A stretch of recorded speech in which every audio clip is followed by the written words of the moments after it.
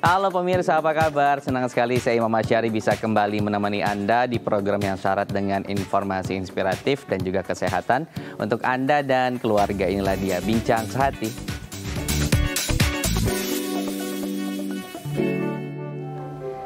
Pemirsa, Bincang Sehati, pandemi COVID-19 tidak hanya berdampak pada krisis kesehatan saja, tapi juga berdampak terhadap ekonomi. Banyak kemudian para pekerja kita yang mengalami PHK, kemudian dirumahkan, ataupun mendapatkan pemotongan upah. Nah, ini juga berakibat terhadap perekonomian nasional. Ketika kita mengalami pengurangan pendapatan, akhirnya juga pos-pos yang sebetulnya sudah kita siapkan harus terpaksa dihilangkan atau dikosongkan, termasuk di dalamnya adalah investasi. Bagaimana kemudian kita bisa berinvestasi sekalipun di masa pandemi? Nah, ini akan menjadi topik perbincangan kita hari ini. Tapi sebelum kita masuk pada topik tersebut, saya akan membacakan beberapa fun fact seputar hubungan antara kesehatan mental dengan finansial. Benar nggak sih sebetulnya ada hubungannya? Kita akan bahas dari yang pertama adalah depresi. Nah, banyak kemudian ketika kita mengalami hutang, banyak hutang sana-sini, kita lebih mudah untuk merasakan depresi karena adanya tekanan tersebut, tagihan yang harus dibayar setiap bulannya, plus kita juga mengalami misalnya pengurangan pendapatan karena pandemi COVID-19. Nah, nanti kita akan bahas benar nggak sih kemudian ketika kita memiliki permasalahan finansial ini lebih mudah dan lebih cepat depresi. Yang kedua, fun fact-nya agresif. Nah, kebanyakan orang yang memiliki masalah finansial ataupun misalnya finansialnya tidak tertata dengan baik, lebih agresif saat dihadapi dengan permasalahan finansial yang lain. Katakan misalnya ada kebutuhan sekolah atau ada kebutuhan keluarga yang harus dipenuhi, dan ini merupakan salah satu tambahan kebutuhan yang sebelumnya tidak ada begitu, dan ini akhirnya membuat mereka lebih mudah marah karena adanya permasalahan finansial tersebut dan sangat berpengaruh ya terhadap kesehatan mental. Kita juga nanti akan bahas bagaimana sih kemudian kita mensiasatinya agar tidak kemudian mudah agresif dengan adanya permasalahan finansial ini. Kita masuk ke fun fact yang berikutnya, stres. Nah, pastikan ketika kita memiliki masalah finansial dengan banyak hutang ataupun ada beberapa pos yang tidak terpenuhi, lebih mudah stres gitu atau lebih sering stres gitu karena melihat angka-angka yang tidak kunjung terpenuhi gitu. Nah, tapi ada tipsnya nanti bagaimana kita bisa menghadapi permasalahan tersebut. Kita akan masuk ke fun fact berikutnya yang keempat, konsentrasi. Nah, ini juga berpengaruh nih dengan karir pemirsa Bincang Sehati, karena dengan menurunnya konsentrasi ini akibat permasalahan finansial bisa jadi kemudian karir kita di perusahaan terhambat. Ada beberapa goals yang kemudian tidak kita bisa penuhi dan ada beberapa pencapaian yang harusnya kita bisa penuhi tapi kita tidak bisa memenuhi karena tadi konsentrasi pada target tersebut sangat kurang akibat permasalahan finansial tersebut. Kita masuk ke fun fact yang terakhir, kesehatan mental. Nah, ketika semua ini berakumulasi, akhirnya tadi kesehatan mental kita menurun akibat permasalahan finansial kita yang tidak kita selesaikan. Banyak cara bisa kita gunakan untuk menyelesaikan masalah finansial kita sendiri, tergantung bagaimana tujuan dari finansial kita itu sendiri bersama kita ataupun keluarga begitu ya. Nah, kita akan bahas nanti bagaimana kemudian menghindari kesehatan mental ini dari permasalahan finansial yang kita alami selama ini, terutama di masa pandemi COVID-19. Saya harus jeda dulu pemirsa, jangan kemana-mana, tetap bersama kami di Bincang Sehati.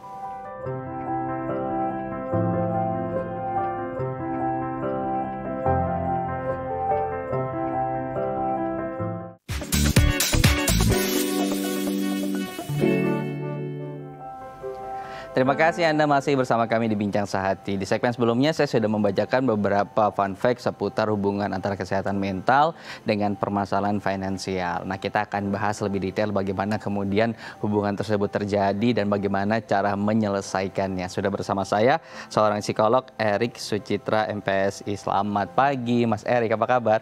Selamat pagi, syukurlah baik. Baik, Mas Erik, kita akan banyak bicara soal bagaimana mengontrol begitu ya kesehatan mental kita yang berkaitan dengan permasalahan finansial. Yang pertama, benar nggak sih kemudian ketika kita memiliki masalah finansial ini kita lebih mudah agresif gitu atau lebih cepat agresif? Oke, nah itu sebenarnya pertanyaan yang cukup menarik gitu ya. Tapi kalau misalnya dipikir-pikir, tentu ada asosiasinya atau ada hubungannya antara masalah keuangan tadi dengan memicunya perilaku agresif. Karena biasanya kan orang kalau memiliki masalah keuangan, dan itu masalah yang valid loh, itu masalah yang legit, memang dalam dunia modern ini saya rasa hampir semua orang pernah mengalaminya. kecenderungannya adalah ketika tertekan, orang akan merasa irritable, atau mungkin dalam bahasa lebih awamnya itu jadi gampang sensi, jadi gampang emosional. Karena kan capek, banyak pikiran. Belum lagi kalau kita lihat misalnya perilakunya, misalnya dia jadi sering lembur. Kalau udah kayak gitu, siapapun dengan alasan apapun pasti jadi gampang marah. Jadinya akhirnya apa? Kalau udah gampang marah seperti itu, hubungan relasionalnya juga terpengaruh. Kemudian kalau udah mentok banget, udah klimaks banget pikirannya, stresnya, ya udah biasanya udah bisa main tangan. Jadi ada hubungannya, Pak. Ya. Oke.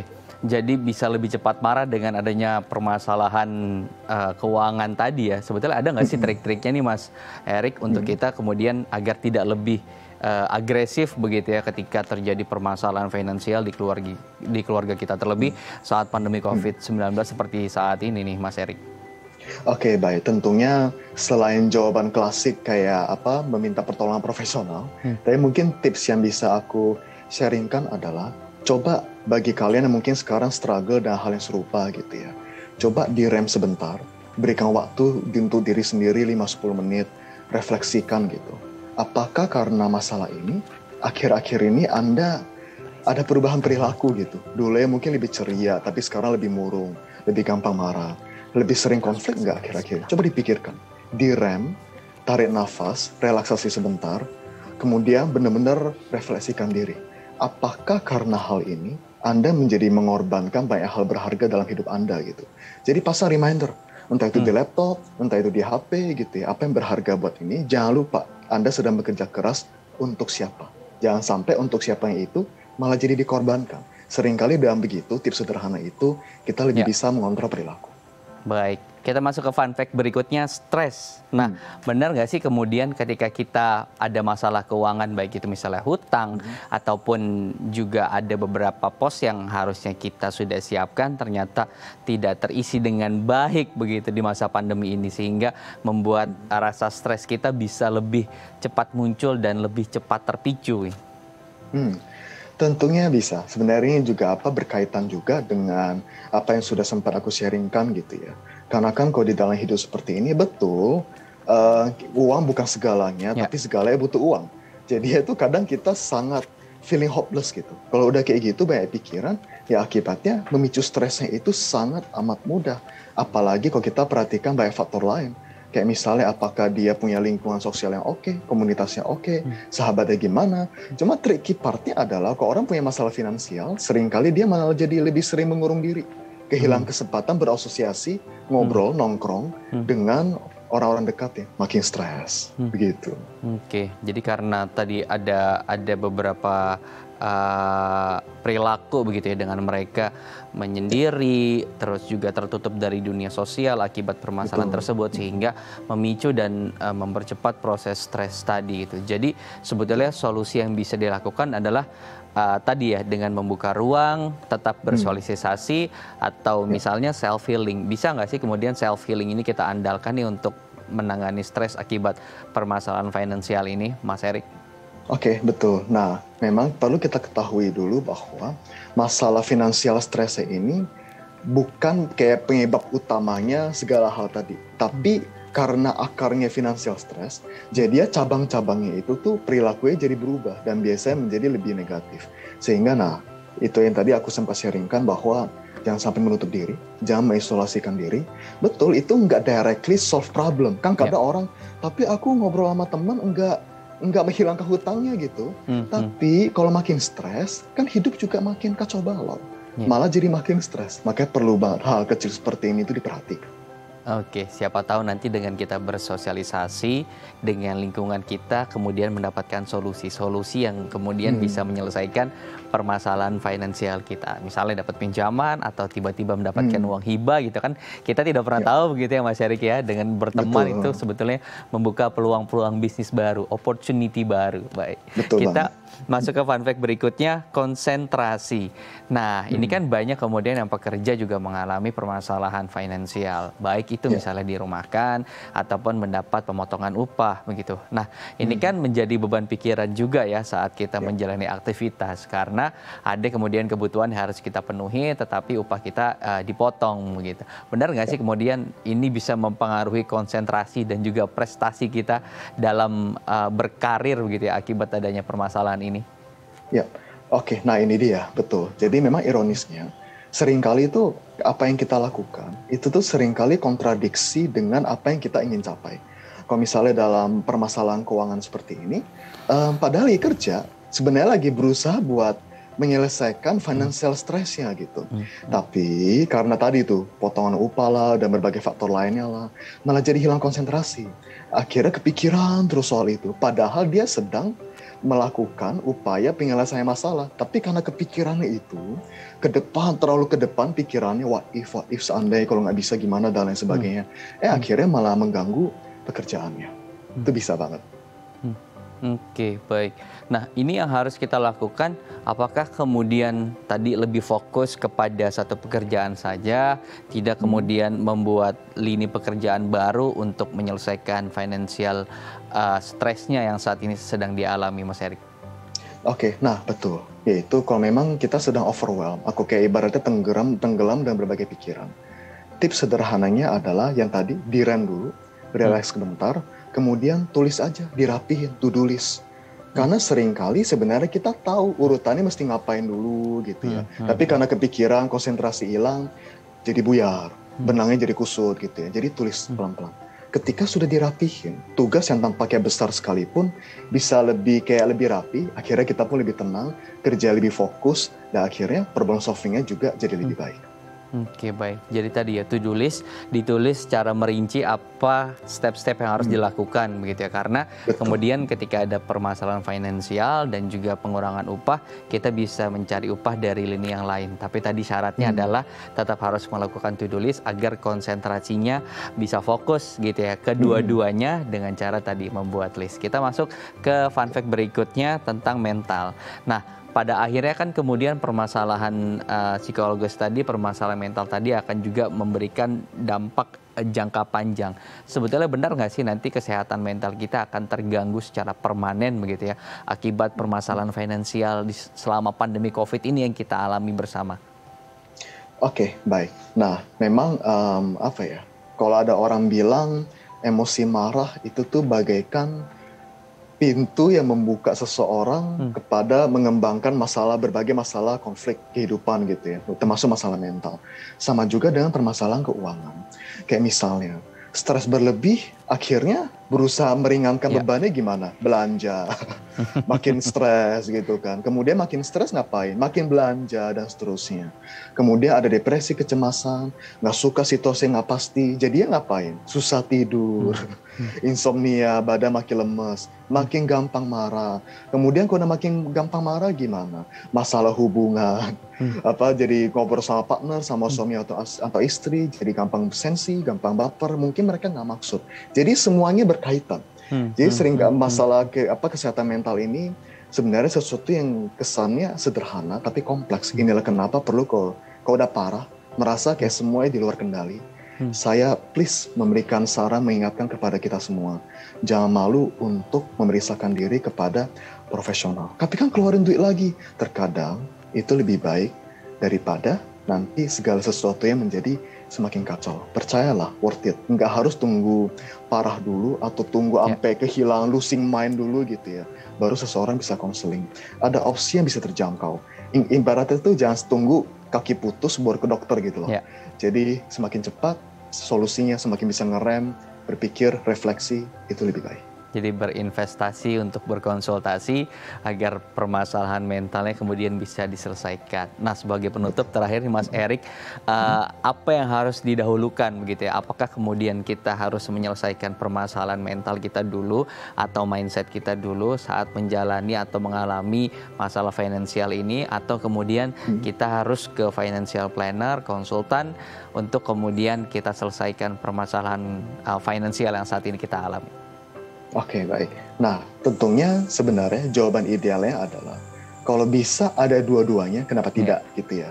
Jadi kalau misalnya nih, tentunya kalau benar-benar mau yang direct problem solving gitu, tentunya bisa kepada financial planner. Kemudian pada saat yang sama, di rumah udah bisa tuh research sendiri, explore sendiri, metode-metode untuk bisa coping dengan stres gitu ya. Bagaimana bisa relax. Hal-hal yang sederhana, olahraga, relaksasi, entertainment, nonton satu episode drama Korea 20 menit sehari nggak apa-apa kok gitu loh, supaya nggak stres-stres amat gitu. Ngobrol sama orang yang dikasihi, itu udah kayak P3K-nya untuk mental health issue. Kalau udah parah, baru ke profesional. Dua-duanya kalau bisa. Oke, baik.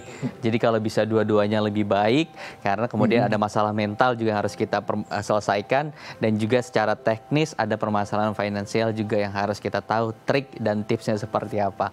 Mas Erik, terima kasih sudah berbagi inspirasi kesehatan hari ini di Bincang Sehati. Selamat beraktivitas kembali, Mas Erik. Terima kasih. Ya pemirsa, usai jeda kita masih akan membahas tentang bagaimana kemudian berinvestasi yang tepat di masa pandemi COVID-19. Jangan kemana-mana, tetap bersama kami di Bincang Sehati.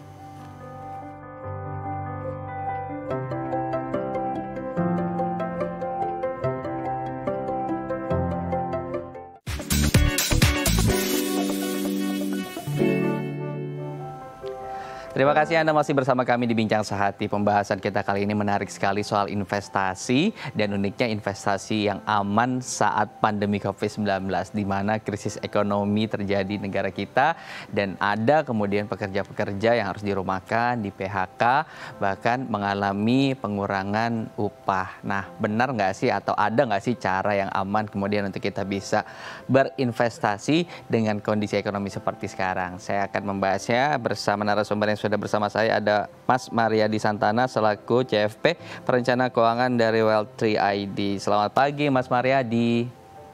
Selamat pagi Mas Imam. Baik. Ini kita akan ngomongin soal investasi di masa pandemi dan juga krisis ekonomi. Sebetulnya banyak orang di luar sana atau pemirsa Bincang Sehati yang kemudian masa iya bisa ya kita berinvestasi di masa ekonomi krisis seperti sekarang. Mungkin Mas Mariadi bisa menjawab dulu nih pertanyaan pemirsa seperti ini, bagaimana sih, benar nggak sih ada investasi atau bisa berinvestasi di masa krisis ekonomi seperti sekarang nih Mas? Tentu aja bisa ya. Jadi bisa atau tidak itu kembali lagi ke kemampuannya seberapa besar gitu. Disesuaikan dengan tujuannya, punya tujuan, disesuaikan dengan kemampuan secara keuangan, ya kebutuhannya seperti apa. Jadi disesuaikan dengan keadaan sekarang pandemi ini, apakah ada pengurangan penghasilan gitu kan, apakah punya modal untuk benar-benar uang dingin istilahnya gitu ya. Jadi jangan sampai yang digunakan itu adalah uang untuk bulanan gitu. Karena kan ya sekarang sudah mulai pengetatan keuangan gitu istilahnya ya, kalau terjadi pengurangan penghasilan seperti sekarang gitu kan. Jangan sampai yang sudah dikurangin kita cemplungin semua ke investasi karena berharap bisa menutupi kekurangannya itu. Itu yang diusahakan juga sih. Baik. Jadi selalu bisa untuk berinvestasi di saat apapun sebetulnya, tergantung niat kita dan tekad kita.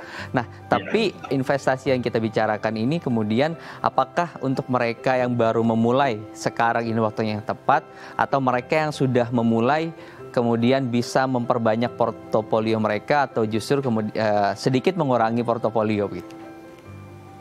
Kalau berbicara soal waktu,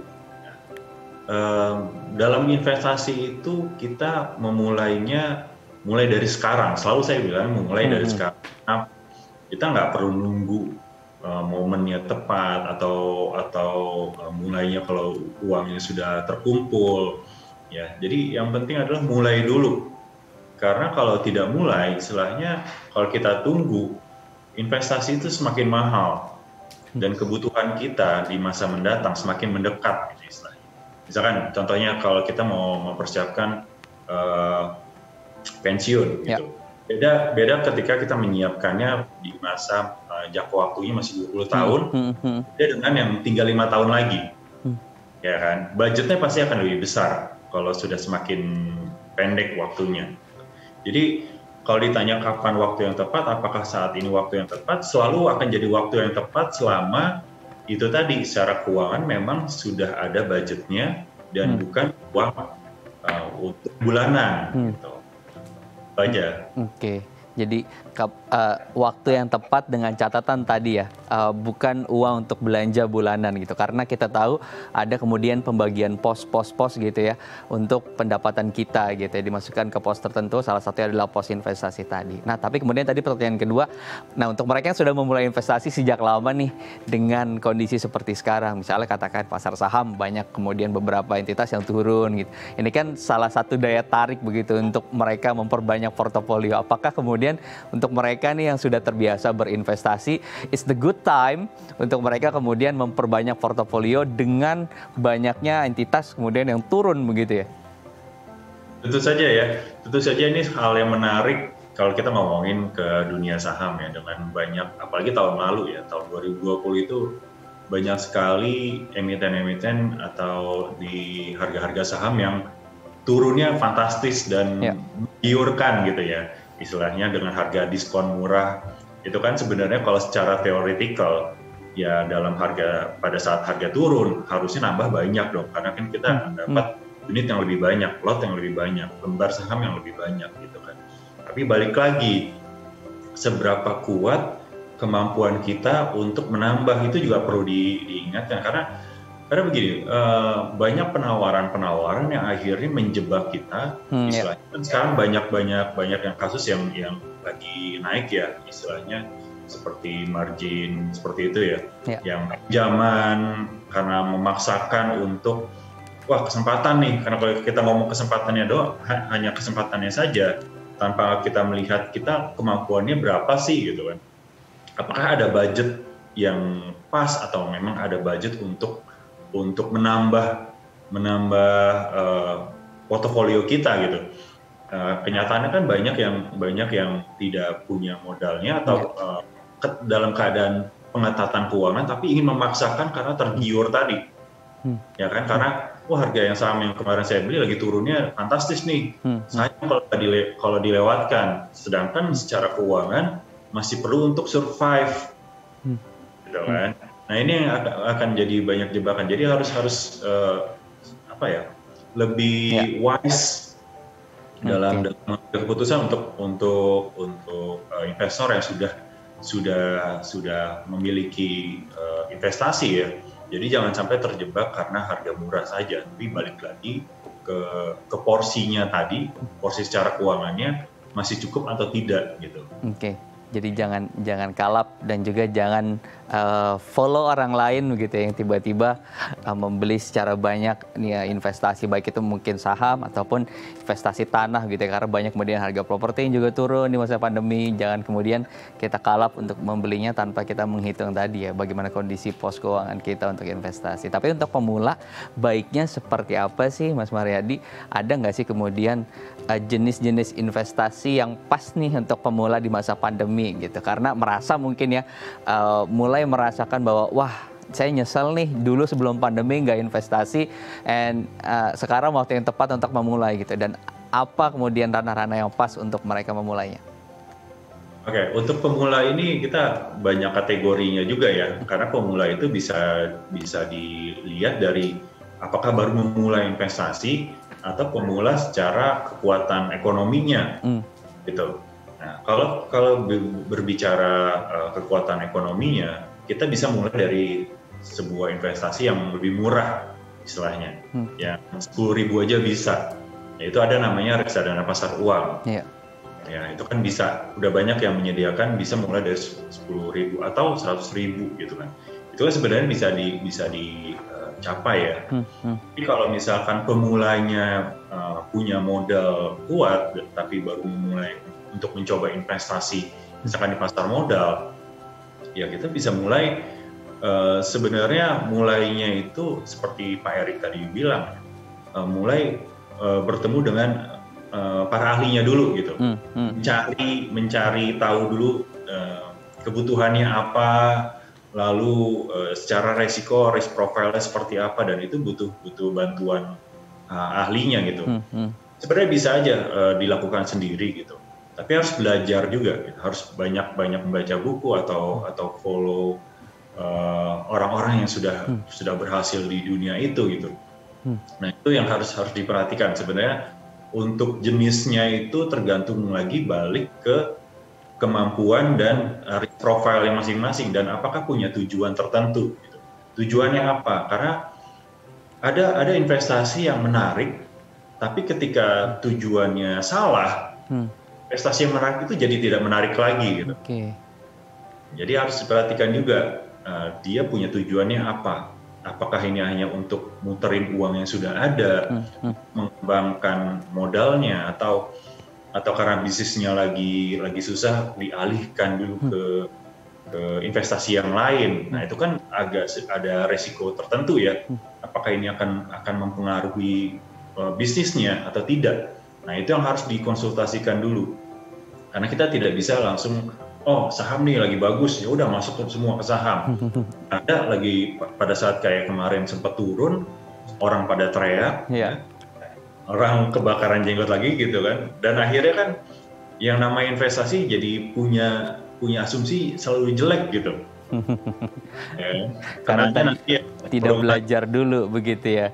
Dari pakarnya, dari ahlinya, tidak menggali informasi dulu. Sekalipun kita punya kapital yang besar begitu dan pemula ketika salah mengaplikasikannya justru akan berbalik investasi tersebut menjadi kerugian.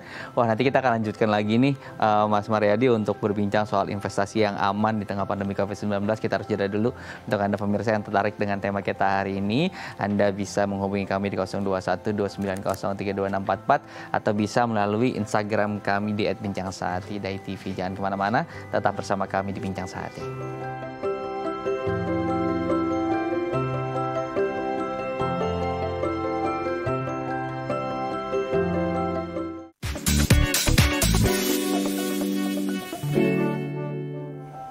Terima kasih Anda masih bersama kami di Bincang Sehati. Kita akan kembali melanjutkan perbincangan soal investasi apa sih yang aman di masa pandemi. Masih bersama dengan Mas Mariadi. Mas Mariadi, ada kemudian investor pemula dengan pembagian kelompok yang tadi sudah kita bahas, yang dengan kapital mungkin tidak terlalu besar, atau ada juga yang kemudian memiliki kapital yang sangat besar. Nah, untuk mereka yang baru memulai, kan mereka punya pendapatan tetap ataupun tidak tetap gitu. Bagaimana kemudian kita menyediakan pos-pos tertentu nih untuk digunakan sebagai investasi, dan berapa persen sih kemudian pos tersebut gitu diambil dari pendapatan kita, Mas Mariadi? Oke, idealnya kalau dalam perencanaan keuangan itu investasi adalah 10% dari penghasilan. Ya. Tapi dengan catatan lagi nih, dengan keadaan saat ini, apakah budget tersebut, budget secara keseluruhan penghasilan kita, posnya lebih banyak kemana? Karena kan kalau misalkan lebih banyak ke konsumsi pribadi atau rumah tangga, tentunya kita harus ada penyesuaian dulu nih. Jangan lalu dipaksakan, 10% kemarin dibilangnya gitu kan, lalu mencari 10% itu dari uang yang lain gitu, sedangkan budgetnya nggak ada. Atau saat ini hutangnya lagi banyak gitu kan. Nah itu kan harus satu-satu diperbaiki dulu, diidealkan dulu. Jadi 10% ini kan hanya satu bagian dari investasi, sedangkan yang lain ada percentage yang lain. Untuk hutang 30%, untuk konsumsi 40%, atau untuk asuransi 10% juga. Nah itu kan perlu dicermati lagi ya, secara keuangannya porsinya saat ini sudah kemana nih yang paling banyak. Tapi secara idealnya adalah memang 10%, coba mulai 10% aja, atau paling tidak tadi mulai dulu dari 10.000 misalkan budgetnya sedang mepet banget ya, 10.000 atau sampai 100.000 lah untuk mulainya dulu. Coba dulu 100.000, kalau misalkan 10.000 sampai 100.000 itu bisa, harusnya di bulan berikutnya ya berarti kan masih bisa di exercise lagi untuk lebih besar. Nah, lihat tadi 10% itu tidak langsung serta-merta ya. Misalkan gaji 4 juta gitu kan UMR. Lalu serta-merta 400.000 gitu harus ada gitu. Enggak juga. Jadi 10% itu adalah target minimum paling tidak kita bisa untuk mulai berinvestasi. Tapi untuk mulai dari awalnya, first step-nya enggak harus dari yang 10%-nya tadi. Tapi mulai dari harga yang paling atau nominal yang paling murah dulu aja. hingga mencapai 10% tadi. Oke, jadi ideal ada 10% dari pendapatan atau penghasilan kita, atau kemudian tadi gitu ya, bisa memulai dari hal-hal yang kecil, misalnya 10.000 atau kelipatan 20.000 sampai dengan kelipatan 100, sampai dengan nanti ketika sudah bisa secara rutin gitu berinvestasi dengan nominal tersebut diharapkan bisa bertambah, ataupun nanti kemudian bisa menyesuaikan dengan 10% tadi dari hasil pendapatan kita. Nah, menarik sekali nih Mas, dan juga udah ada pemirsa kita yang ingin bertanya langsung melalui DM @bincangsaat.tv. Saya akan bantu bacakan, Mas Mariadi. Pertama ada dari @wira. Nah, ini kan sekarang kita lihat banyak nih investasi online, Mas Mariadi. Apakah kemudian hal tersebut aman, dan apakah ada jangka waktu tertentu yang kita bisa gunakan untuk investasi online tersebut? Nah, ini kan menarik nih Mas Mariadi, karena kalau kita lihat banyak sekali yang ditawarkan oleh pelaku investasi online gitu ya, dengan kemudahan-kemudahan mereka. Bahkan untuk kita yang punya uang digital pun sekarang gitu ya, bisa disimpan sebagai investasi, bukan disimpan sebagai tabungan ataupun uang cash yang bisa kita buat gunakan kapanpun. Nah, bagaimana sih kemudian menyikapi hal ini nih Mas Mariadi? Oke, perlu kita pastikan dulu pengertian investasi online ini yang seperti apa. Instrumennya yang perlu diperhatikan adalah instrumennya, bukan caranya. Kalau online itu kan caranya, tapi instrumennya apa dulu harus jelas gitu. Jadi kalau misalkan kita ada pertanyaan tadi, apakah aman?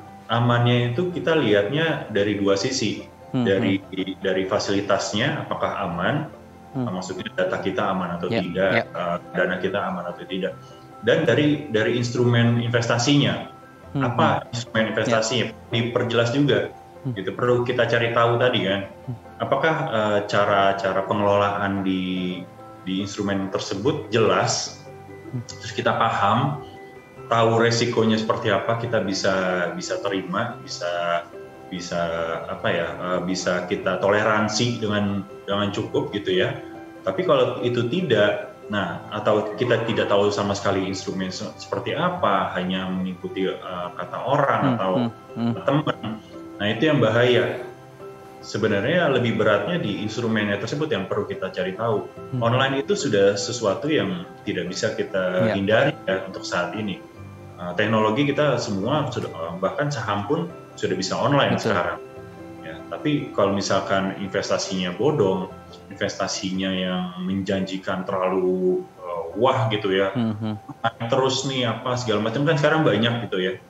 Nah, itu perlu kita cari tahu juga. Ini sebenarnya uang kita diapain sih kok bisa naik seperti itu gitu. Nah, terus uang itu disimpan di mana gitu kan, kita harus tahu.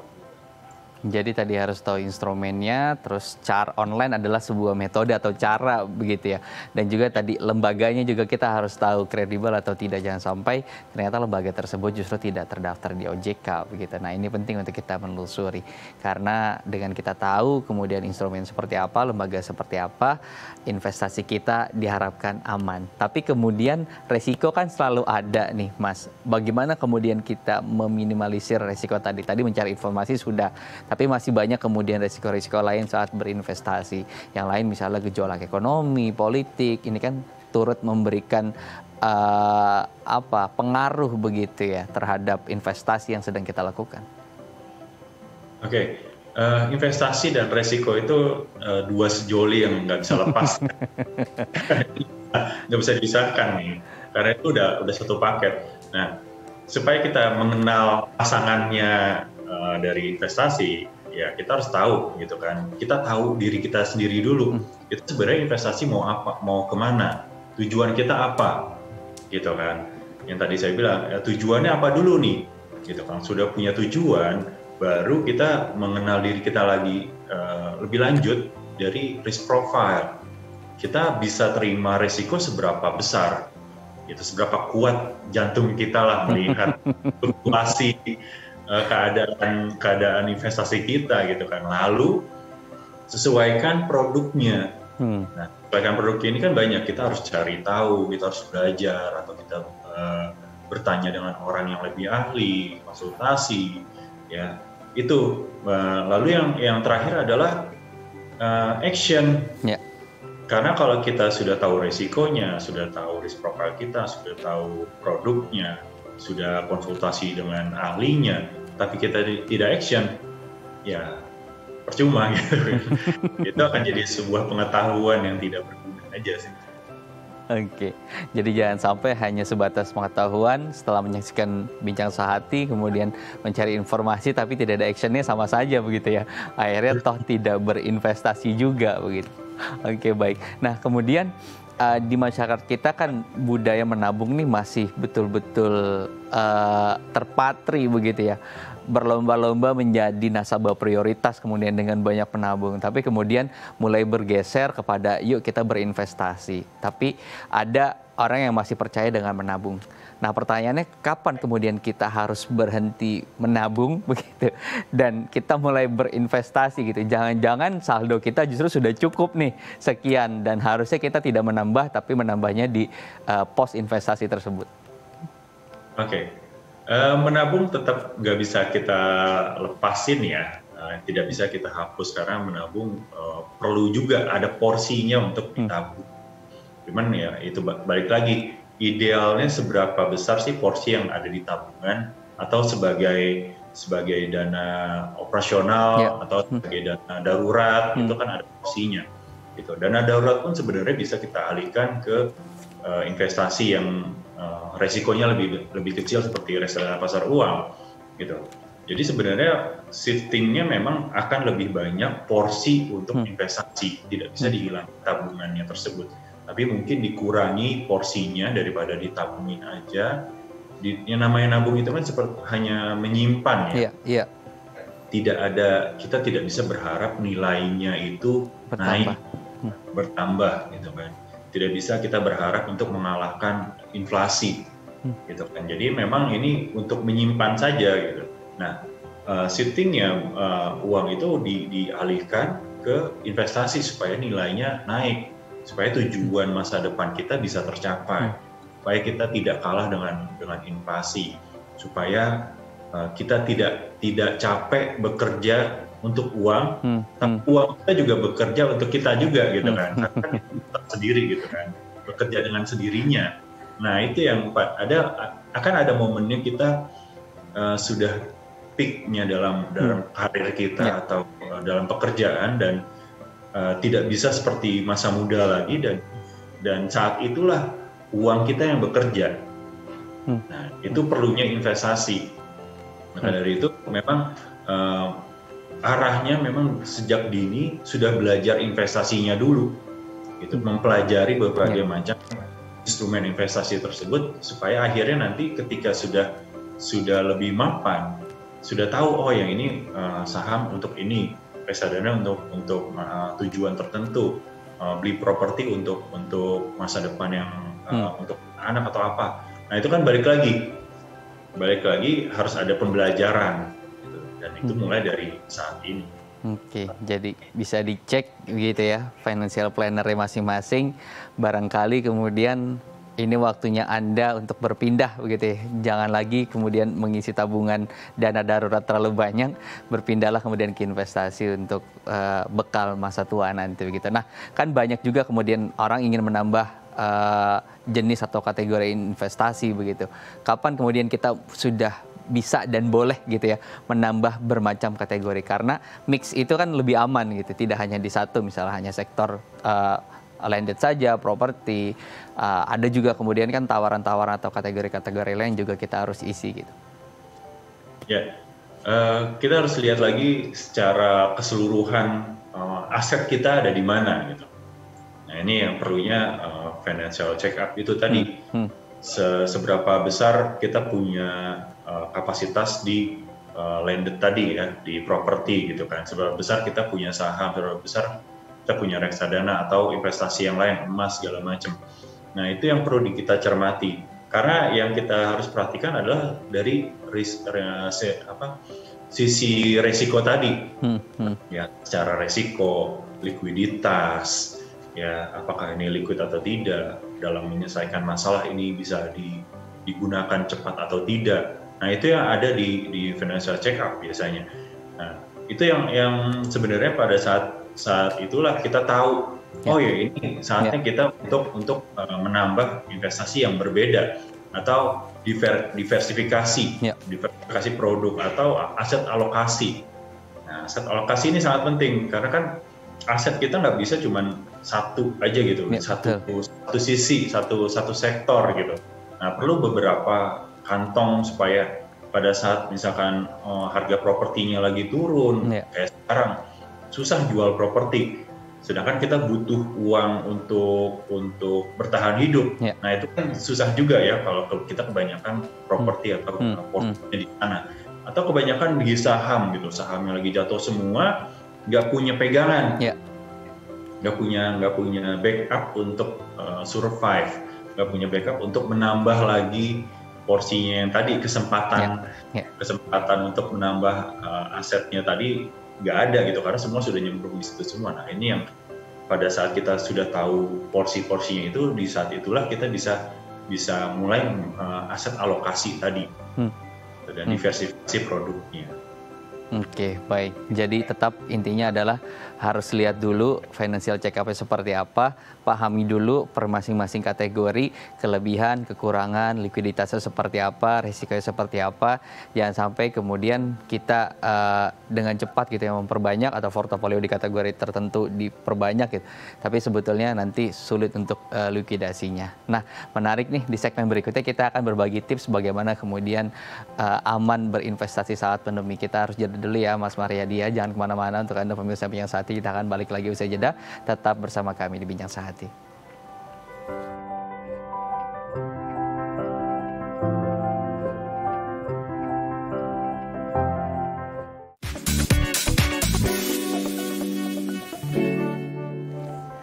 Terima kasih Anda masih bersama kami di Bincang Sehati. Di segmen sebelumnya tadi kita sudah banyak membahas bagaimana kemudian untuk pemula dan juga untuk yang sudah menjalani investasi agar aman berinvestasi di masa pandemi ini. Nah, di segmen terakhir ini kita berkenalan yuk dengan beberapa jenis investasi dan apakah kemudian jenis investasi tersebut cocok untuk Anda dan bagaimana kemudian kita aman berinvestasi di ranah-ranah tersebut. Nah, Mas Mariadi, kita akan bahas satu persatu ya. Yang pertama ada reksadana. Nah, kapan sih kemudian kita aman gitu menggunakan reksadana dan siapa saja kemudian yang cocok untuk menggunakan reksadana ini? Apakah ini cocok untuk pemula saja atau justru yang sudah pernah berinvestasi atau rutin berinvestasi juga cocok menggunakan produk reksadana ini? Ya, reksadana sangat cocok untuk memulai berkenalan dengan pasar modal. Tapi di reksadana sendiri pun ada beberapa macam jenis reksadana ya. Misalkan benar-benar tadi mengenal risk profile-nya belum bisa terima dengan kenaikan atau fluktuasi market di saham, mulai dulu yang paling murah, yang paling resikonya paling kecil lah di reksadana pasar uang. Nanti sudah mengerti reksadana pasar uang yang isinya deposito dan obligasi yang sudah jatuh tempo, mulai naik lagi ke jenjang berikutnya ke pendapatan tetap. Nanti mulai belajar ke sahamnya. Nah, seperti itu. Jadi memang reksadana memang paling cocok untuk yang baru mulai untuk berinvestasi di pasar modal. Oke. Jadi berkenalannya pintunya melalui reksadana ini dan sepertinya produk ini juga banyak nominal-nominal kecil juga yang bisa diakses oleh pelajar begitu ya. Yang sekarang juga sudah mulai giat menggunakan produk-produk reksadana ya Mas Mariadi ya. Betul sekali. Ya, itu tadi mulai dari 10.000, 100.000 yang harusnya itu untuk zaman sekarang nilai seperti itu udah kalah sama uang jajannya mereka ya. Sudah tidak cukup bahkan untuk membeli boba begitu. Iya, itu murah sekali gitu. Kita akan masuk ke produk berikutnya adalah saham. Nah, siapa kemudian yang tepat menggunakan produk saham ini dan tadi usia-usia berapa dan kelompok yang mana? Apakah yang pemula juga bisa kemudian masuk atau justru ini hanya yang mereka sudah terbiasa dengan investasi? Karena kemudian banyak hal-hal yang harus diperhatikan di saham fundamental dan lain sebagainya. Ini kan cukup ngejelimet begitu ya untuk yang baru-baru main gitu. Iya, betul. Kalau untuk saham ini memang belajarnya harus lebih kuat lagi ya, karena kita nggak secara psikologis kalau udah masuk ke saham. Jadi lihat lagi kemampuannya, karena ini bukan masalah umur, Tapi balik lagi ke kemampuan secara keuangannya tadi, budgetingnya ada atau tidak, dan tujuannya ada atau tidak. Balik lagi, semua investasi kan punya tujuan atau tidak gitu. Apakah ini hanya untuk gaining profit aja, atau yang memang sudah punya tujuan tertentu yang jangka panjang, yaitu akan menentukan saham mana yang cocok untuk tujuan-tujuan tersebut gitu. Jadi jangan sampai karena ikut-ikutan aja gitu, oh punya uangnya nih, udah punya budgetnya yang 10% tadi, nggak punya tujuan, ngikut-ngikutin orang aja karena tergiur oleh imbal hasilnya, ya juga tidak baik juga. Jadi memang harus disiapkan secara fundamental dari perorangannya sendiri untuk masuk ke saham ini. Tapi untuk pemula pun sebenarnya bisa, asal itu tadi sudah punya tujuan, sudah punya budget tersendiri, dan sudah mempelajari atau belajar atau berkonsultasi dengan ahlinya. Harus ada ilmunya dulu, intinya begitu ya. Dan yang terakhir adalah emas. Masih relevan nggak sih kemudian kita berinvestasi di sektor ini? Iya, masih relevan karena relevansinya itu untuk saham selama perusahaan-perusahaan di Indonesia ini masih ada ya.